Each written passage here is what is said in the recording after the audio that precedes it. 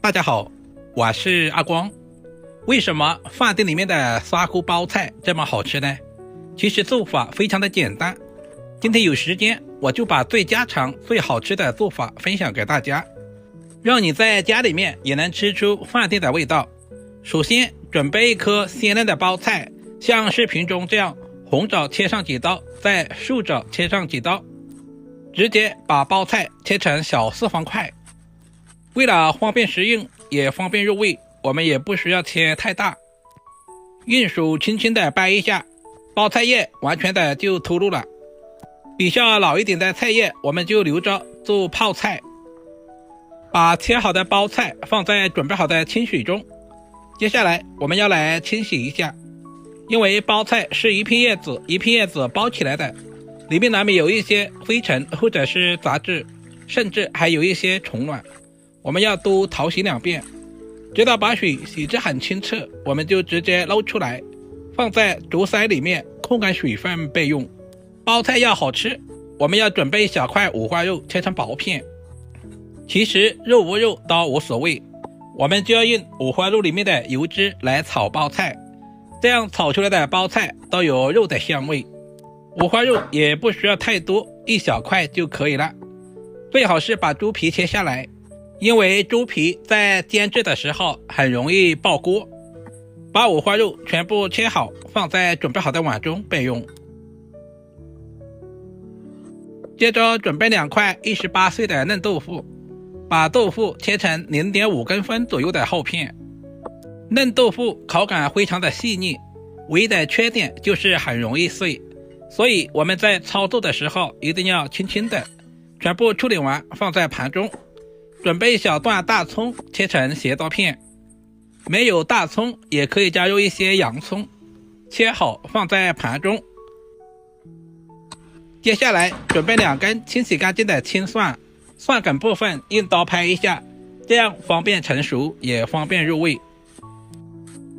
把大蒜切成2公分左右的小长段，全部切好，蒜梗和蒜叶分开放。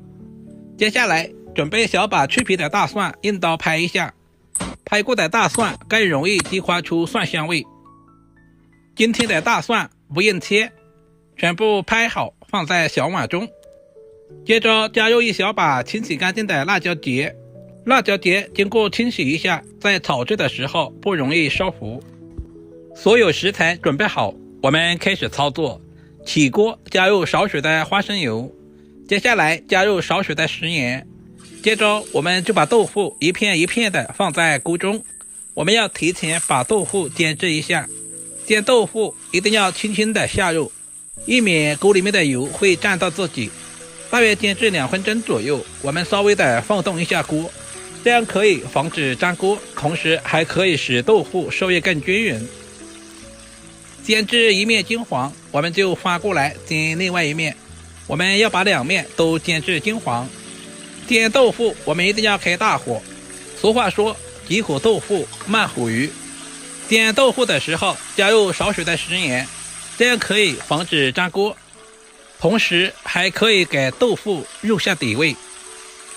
煎制成视频中这样2面微微金黄就差不多了。把煎好的豆腐放在一旁控干油分备用。锅留底油，下入切好的五花肉，开小火煸炒，把五花肉炒出多余的油脂。亲爱的朋友们，视频都看到这里了，借您发财的小手点个赞再走呗。您的每一个点赞留言都是我前进最大的动力，非常感谢。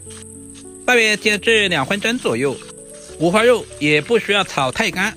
接下来把蒜子和干辣椒也倒在锅中，再次翻炒均匀，把辅料炒出香味。接着加入1大勺的黄豆酱，增加酱香味，稍微的翻炒一下，把黄豆酱炒干水分，炒出酱香味。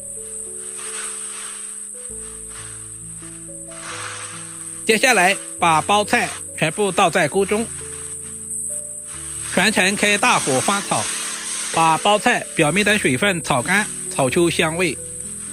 很多朋友炒包菜喜欢用焯水的方式，其实焯过水之后的包菜营养很容易流失，像视频中这样开大火，大约翻炒2分钟左右，把包菜炒出香味。接下来我们简单的调下味，加入小半勺的食盐，然后再加入少许的鸡精，少量的白糖提鲜，然后再加入小半勺的蚝油，再次翻炒均匀，把所有的调味料炒至化开。食盐我们千万不能加太多，因为黄豆酱里面有盐味。接着往锅中加入小半碗的温水，因为包菜要放在砂锅里面，所以要加入一些汤汁。加入汤汁以后，包菜更加方便入味。开大火，把锅里面的汤汁烧开，把包菜放在一旁备用。接下来准备一个大一点的砂锅，把切好的大葱放在砂锅里面，煎好的豆腐也加在里面，然后把炒好的包菜全部盛在砂锅里面，用筷子稍微的整理一下。接着把切好的青蒜全部加在包菜上面，一道营养又美味的砂锅包菜就这样做好了，是不是非常的简单？如果你也喜欢这种做法，就赶紧收藏起来。